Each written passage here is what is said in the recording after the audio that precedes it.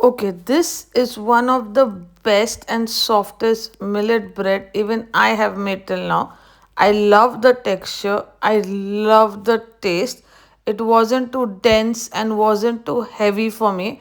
So you guys have to make this recipe. Guys, so welcome back to my channel and hope you guys are doing really good. I'm back with another millet bread recipe because a lot of you requested always that you love my gluten-free millet bread.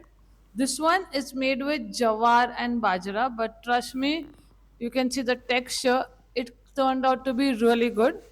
It's super easy to make. You do not need any fancy ingredients.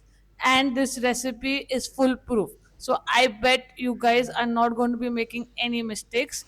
If you feel your bread has not come nice, please feel free to always reach out to me. So I'll be there to help you guys. You can put your issues even in the comment section. So let's go make this super healthy millet jawar bajra bread, and trust me, it turns out super soft. I've already had two slices of this. That's how amazing this tastes. So all you need first is in a bowl, we are going to take some warm water, and then after that we are going to be adding is psyllium husk. So by now if you have seen my bread recipe, millet bread recipes, you must have realized how important is psyllium husk to get the perfect bread. So after mixing the psyllium husk with the water, we're going to set it aside for like 3 to 4 minutes till it becomes like a thick jelly. This is always very important in millet breads. Then in a bowl, I have taken bajra flour, and then I have taken some potato starch. You can use arrowroot powder, also corn flour, that's fine, and jawar. So this bread we have been making with bajra and jawar, and trust me, this combination was amazing. I added little bit of jaggery powder, and then I've added yeast to it. Now I'm even adding some flaxseed powder to it along with some oil. You can even use ghee, butter, that is fine, but oil I really liked. Then I'm going to add my husk. So now we are going to mix this really well till a dough is formed. So this is going to be like a regular bread dough. If you find it difficult mixing with the spatula, you can use your beater. That is also fine. That's up to you. You can use your hands also. But make sure it is a soft dough. If it's hard, then there is some issue, but it is a soft dough. So now you need to knead this really well.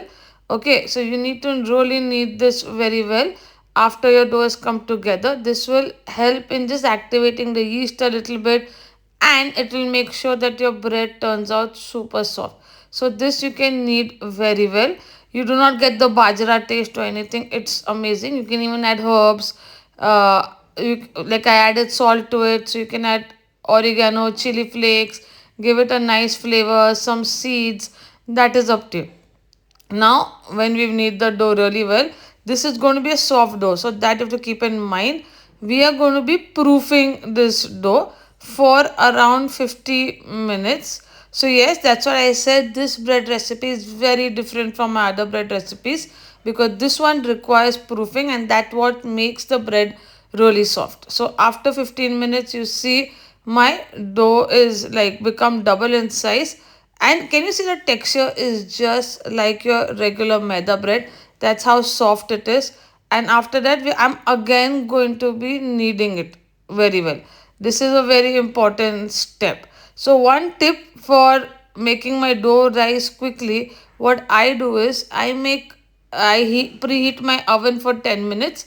Then I switch off my oven and I put the bread tin or the dough inside it. So with that, what happens is the little bit of heat helps my dough to rise faster.